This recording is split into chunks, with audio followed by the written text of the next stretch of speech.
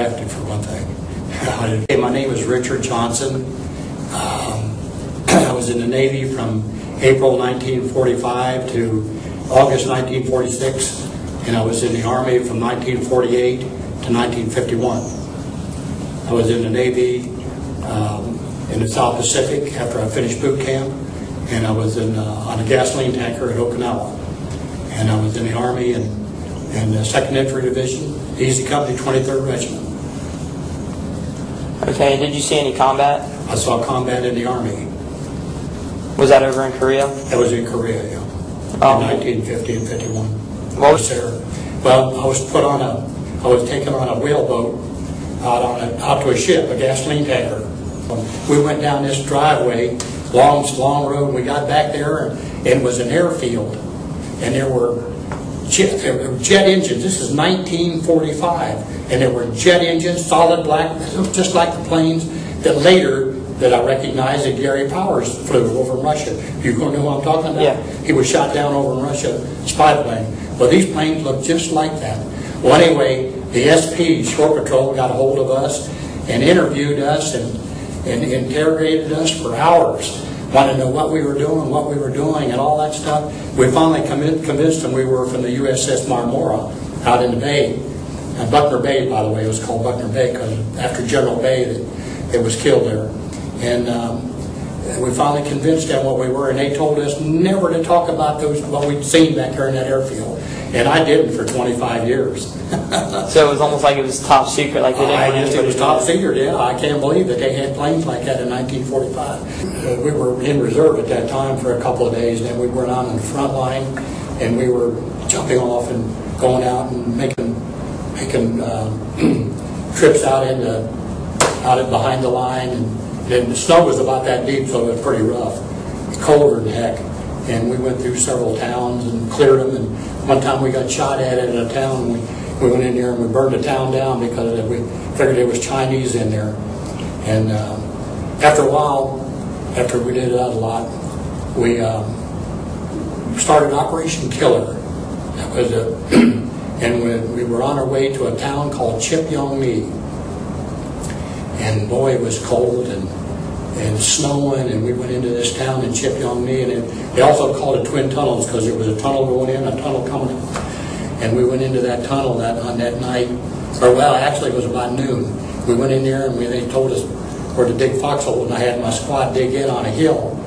And Colonel Freeman came down and looked. He was in charge of the 2nd Infantry Division. He looked at it, he said, no, he said, I don't want you guys dug in there, I want you right down on the rice paddy. The rice paddy was about that far down over off this bank. Said, I want you dug in there. So we had to dig in there again. And there was a 50 caliber machine gun right on our right hand side. And then the hill went up over, and the rest of my squad was up in there. And then we had to, my squad, the 3rd squad, had to go out up in the hills and set barbed wire, or set tripwires, so we'd know when the Chinese came. So we went up there, and when we came out, and the 1st squad, they had to put barbed wire out in front of our holes all the way down. So these guys, when we got the tripwire set, we started back. We bent down the road, and those Chinese ate something that was really stinking. You could smell them. Anyway, we went down this road just before we went into the tunnel, and I knew that those Chinese were in those ditches right alongside of us when we went by, but we didn't do anything. We just kept right on going.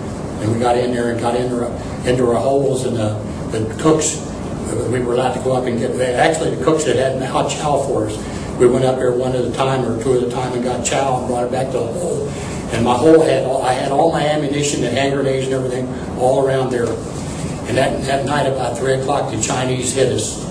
And even before that, our flares started going off, so we knew flares that we hit, so we knew they were coming. The Chinese blew a bugle when they were getting ready to attack. They blew a police whistle when they got ready to retreat, when they'd had enough. Well, along about 3 o'clock in the morning, we heard those police whistles, or we heard those bugles going off. We said, oh my God. And pretty soon, it was dark, really pitch black dark. And pretty soon, we heard this picking in the ice and snow there. And they were trying to set up a charge underneath our barbed wire so they could blow a hole in it. So we called a mortar squad back there, and they threw in a flare. And the flare went off, and there they were. There were 3 or 4 Chinese in there getting ready to come through. They were getting ready to set that thing, so we just pounded away at them and just shot them so many times. They wore quilted uniforms. They just actually caught on fire, started to smoke and everything. And the flare went out, and pretty soon more picking. And then all of a sudden, a great big charge went off, and they blew a great big hole in the barbed wire. And a flare came in, and the Chinese were coming through there just like ants. And we were just shooting them as fast as we could. And a machine gun, the 50 caliber machine gun, was firing at another machine gun that was firing. And all of a sudden it quit, and then all of a sudden it went dark, and all kind of artillery started coming in all over, mortars and everything, and just decimated that hill behind us. If we'd have stayed in there where we were dug in, it would have been nothing left of us. And that went on for about a half hour. All that artillery, it was just, you could just hear them flying over top of you. And then all of a sudden it quit, and the police whistles went off. I mean, the bugles went off again, and we knew they were coming again, and they just came in on us. We couldn't kill them fast enough. They got almost clear up to my hole before I could kill them. And we were trapped in there with those Chinese. They said there was 4 divisions of Chinese around us. We were trapped there for 4 days and 5 nights. And the 1st Marine Division finally broke into us with tanks and stuff on the 4th day, I guess. The 5th night was the first night we stayed. And when we got out of there, the 2nd Infantry Division came in there, and the 23rd Regiment came out, and we thought we were going in reserve because we were in such a terrible battle there. But we went right back up on the line with the 7th Infantry Division. And that's when I later on got wounded, and also they awarded me a Bronze Star for what I did. You want me to tell you what time I got wounded? Yeah. We were getting ready to take a hill, and the order came back to fix bayonets, and I knew we were in pretty bad trouble then. So we fixed our bayonets, and we started to cross this rice paddy. Tanks were with us, and the tank commander was up in his tank, and he got shot right in the neck, and his head rolled on off right in front of me. That was pretty bad. I almost vomited right there. But anyway, we went across this rice paddy, and they were throwing in mortar shells and shells coming in, and we were firing and trying to load and fire, and we got up to the top of the hill up there, and anyway, we came down off that hill and started up another hill the same way, and they were throwing mortars in, and I heard that mortar hit right in front of me, and I knew. I went back like that, and some of the mortar shells hit me right in the side and the chest, and I thought I was a goner. I couldn't breathe. Boy, it was just terrible. And I laid in the snow. It was about 15 below, I guess. And I laid in the snow, and I froze my legs and feet before they could get to me, before a medic could get to me and put a bandage on me. And Maria assured me I was going to be all right, but I couldn't breathe. But I was taken out then on a hood of a Jeep to a clearing, and a helicopter came in, just like MASH. And as I remember, it took me to a MASH unit where I was operated on. And I went to Tokyo Army Hospital there.